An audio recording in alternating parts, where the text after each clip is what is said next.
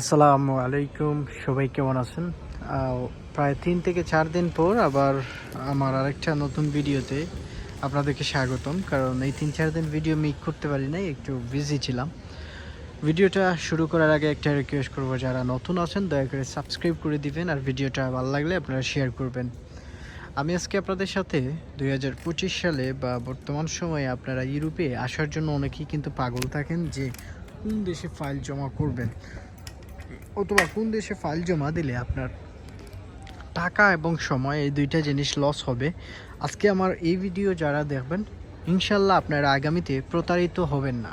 সেটা 2025 সাল হোক অথবা 26 সাল হোক, এই দেশগুলোতে বাংলাদেশিদের জন্য ভিসা যে হয় না, সেটা আমি আপনাদের সাথে আজকে শেয়ার করব। কোন কোন দেশে আপনি ফাইল জমা দিলে আপনার টাকা এবং সময় এবং আপনার সময় টাকা দুইটাই নষ্ট হবে। সো শুরুতেই আপনাদেরকে বলি, বাংলাদেশ থেকে আমাকে অনেক ভাইয়েরাই কিন্তু বিভিন্ন দেশের জন্য ইন্টারেস্ট থাকেন, কারো ড্রিম কান্ট্রি থেকে থাকে। যেমন অনেকেই নরওয়েতে কাজের ভিসাতে আসতে চান।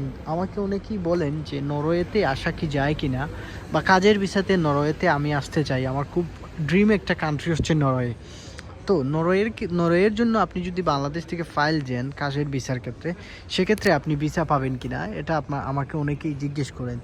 আমি আপনাদেরকে বলি, নরওয়েতে শুধুমাত্র বাংলাদেশিদের জন্য স্টুডেন্ট ভিসা তাই সবচেয়ে বেশি হয়ে থাকে।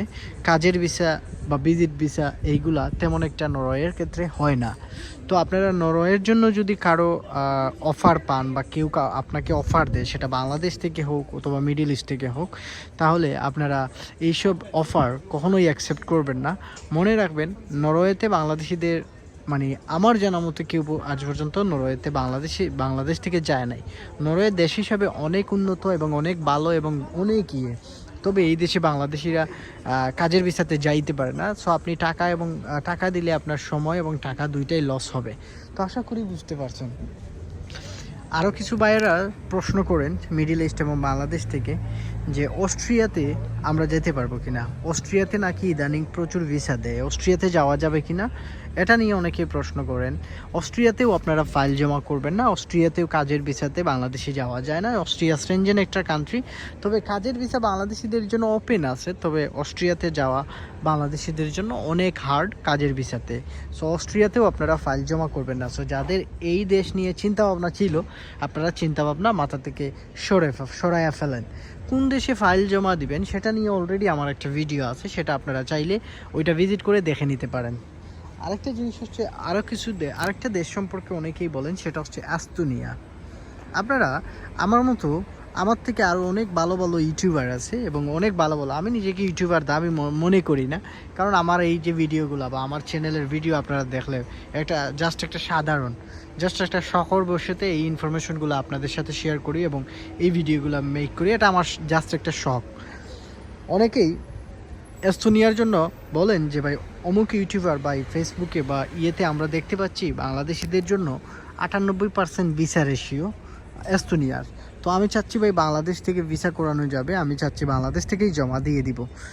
এই জায়গাতে অনেকেই একটা জিনিস মিস্টেক করেন আপনারা এই জিনিসটা বুঝতে, সেটা হচ্ছে যে এস্তোনিয়ার কাজের ভিসা বাংলাদেশ থেকে হয় না।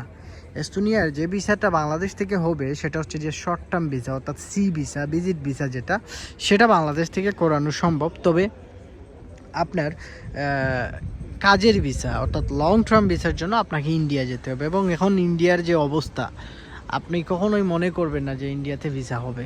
তো আশা করি এই জিনিসটা আপনারা বুঝতে পারছেন যারা আমাকে এটা নিয়ে কোয়েকশন করছিলেন।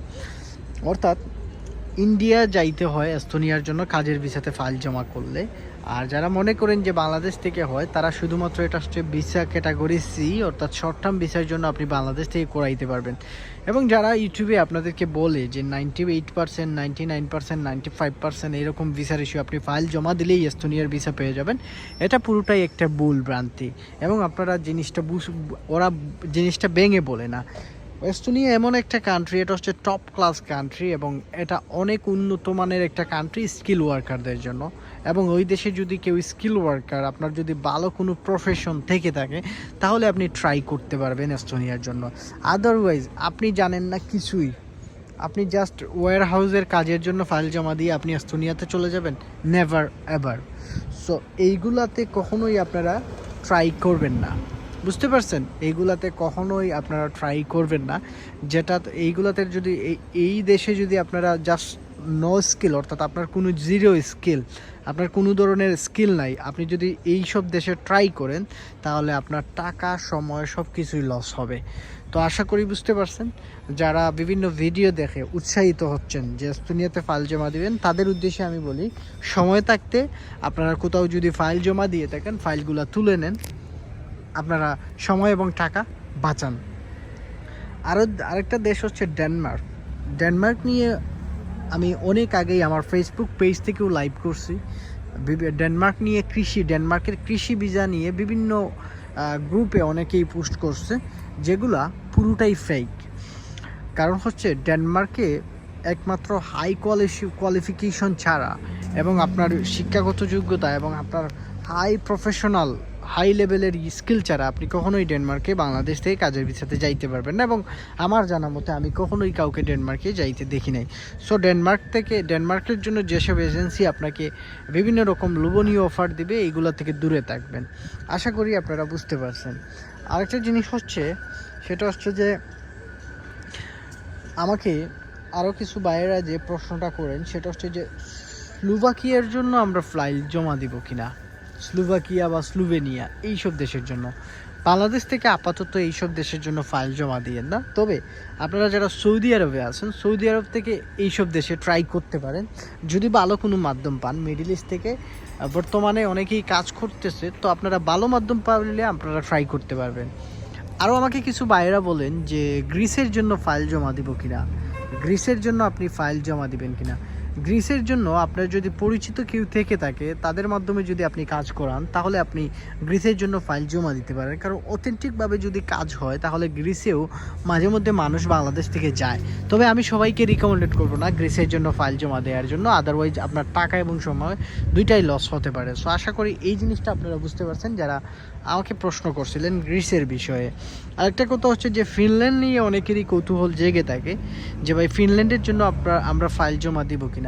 ফিনল্যান্ড দেশ হিসাবে অনেক উন্নত, তবে ফিনল্যান্ডে আপনারা কাজের ভিসাতে ফাইল জমা দিবেন না, সময় এবং টাকা দুইটাই নষ্ট হবে। ফিনল্যান্ড সেনজেন একটা কান্ট্রি, তবে এটাতে আপনি যদি স্টুডেন্ট হয়ে থাকেন, তাহলে আপনার যদি আইএলটিএস থেকে থাকে, তাহলে আপনি স্টুডেন্ট ভিসাতে ফিনল্যান্ডে ট্রাই করতে পারেন।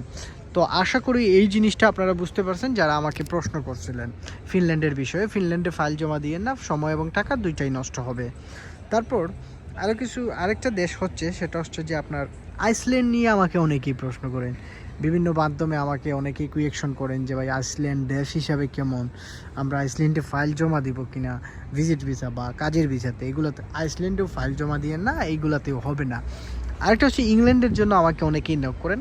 ইংল্যান্ডে কাজের ভিসার জন্য আপনারা ফাইল জমা দিতে পারেন যদি আপনার স্কিল ভালো থেকে থাকে এবং আপনার যদি আইএলটিএসের স্কোর থেকে থাকে, তাহলে ইংল্যান্ডের জন্য ট্রাই করতে পারেন। তবে উইদাউট আইএলটিএস ইংল্যান্ডে কাজের ভিসা অর্থাৎ ওয়ার্ক পারমিট ভিসাতে কাজ হয় না। তো আপনারা এই ভুল কখনোই করবেন না, কারো কাছে উইদাউট আইএলটিএসে ফাইল বা এগুলো কখনোই জমা দিবেন না।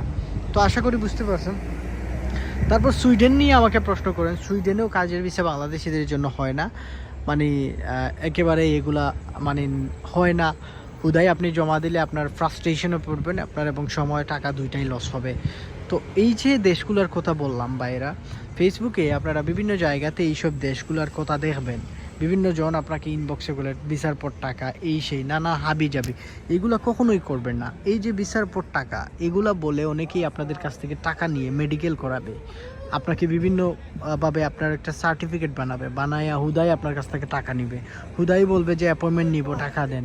সো এইগুলো তারা মেরে খাবে, মাইরা খাবে। তো আশা করি আপনারা এইসব যে দেশগুলোর কথা বললাম, আরও হয়তো অনেক কিছু দেশ আছে আমার মাথায় এখন আসতেছে না, তবে পরবর্তীতে বা আপনারা যারা আমাকে ইনবক্সে করেন বা অনেকেই কমেন্ট করেন, যারা করেন, আমি যারা আমাকে প্রশ্ন করেন, আমি সবাইকে ফেসবুকে যারা নক দেন, মোটামুটি বিজি না থাকলে যারাই দেয় আমি আপনাদেরকে আনসার দেই যতটুকু পারি।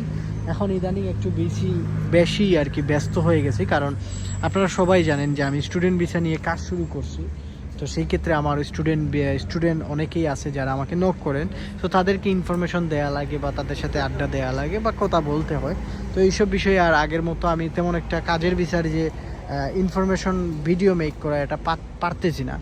তবে হয়তো আরও কিছুদিন পর এগুলা আমি আবারও ফ্রি হয়ে যাব, তখন আমি আরও বেশি বেশি করে ভিডিও মেক করতে পারবো। সবাই ভালো থাকবেন। আবারও বলতেছি, এইসব দেশে কখনোই ফাইল জমা দিয়েন না, যে দেশগুলোর কথা বললাম। আর যারা স্টুডেন্ট আছেন, স্টুডেন্ট ভিসাতে কেউ যদি আপনারা আসতে চান ইউরোপের বিভিন্ন দেশে, তাহলে আমার সাথেও যোগাযোগ করতে পারেন। সবাই ভালো থাকবেন, সুস্থ থাকবেন। বিদায় নিয়ে নিচ্ছি। আল্লাহ হাফেজ। আসসালামু আলাইকুম।